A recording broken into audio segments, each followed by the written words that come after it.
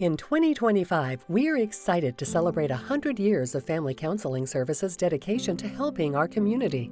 Since 1925, we've helped individuals and families navigate life's challenges.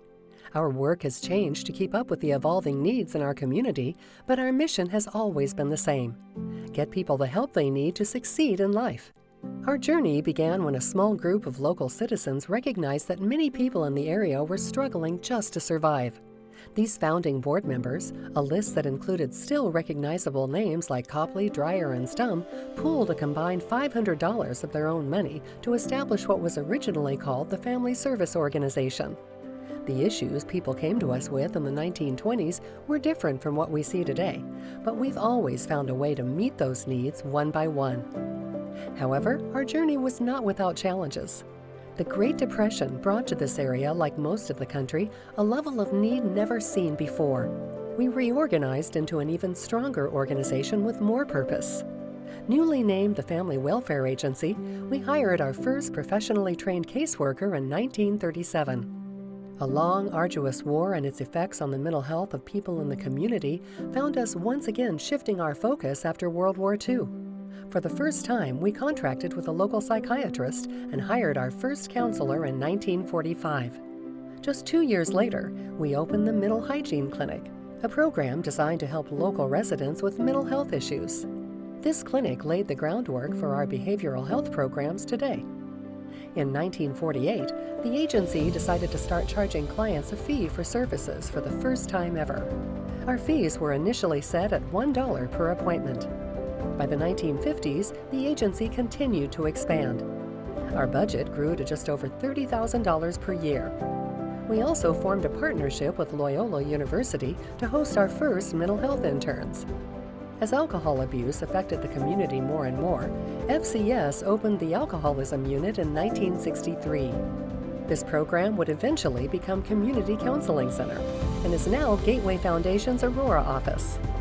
Throughout the 70s, we continued to expand our services with more educational programs and outreach into schools and other institutions in the community. The 70s also brought a new challenge to local residents: credit cards. This led to the formation of our Financial Counseling and Debt Management Division, which would later become Consumer Credit Counseling. By the early 1980s, our services included individual and family counseling, financial counseling, and various support groups in our offices and in the community. The number of single-parent households had grown by the early 1980s, so we partnered with Big Brothers Big Sisters to host the Kane Kendall chapter of BBBS. In 1985, we hired our first Spanish-speaking therapist to help us better serve the growing Latino population in the area. Today, more than 30% of our staff is bilingual. Our commitment to the community continued to grow, with new programs and services introduced to meet evolving needs. As gambling grew into a significant problem in the community, we opened a gambling counseling program in the late 1990s. In 2001, we launched the Older Adult program to meet the particular needs of seniors who are struggling with mental health problems. 2008 was a landmark year as we became licensed by the Illinois Department of Alcoholism and Substance Abuse, enhancing our service capabilities. In 2010, we embraced the digital age and launched our first social media presence, helping us reach even more people who might need our services.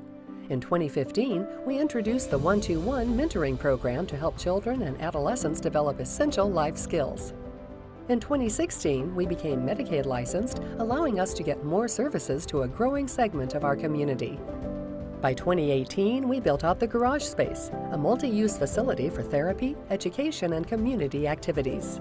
In 2019, we expanded our psychiatric services, partnering with local organizations to provide comprehensive medical care to their clients as well as our own. 2019 was also the year we opened a second office in Oswego, allowing us to better serve Kendall County residents.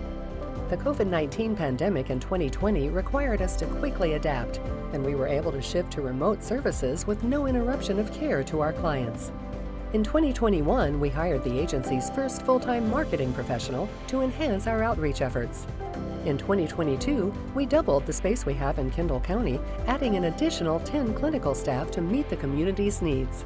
In 2023 and 2024, we have expanded our partnerships with local school districts, providing a full array of school-based behavioral health services in multiple schools.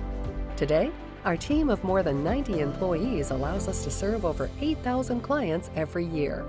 Throughout the years, as our community and the needs of its people evolves, so have we.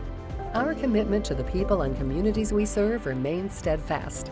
We will continue to help people navigate their mental health challenges and develop the ability to thrive. Thank you for supporting us for the past 100 years. Here's to the next century of service to our community.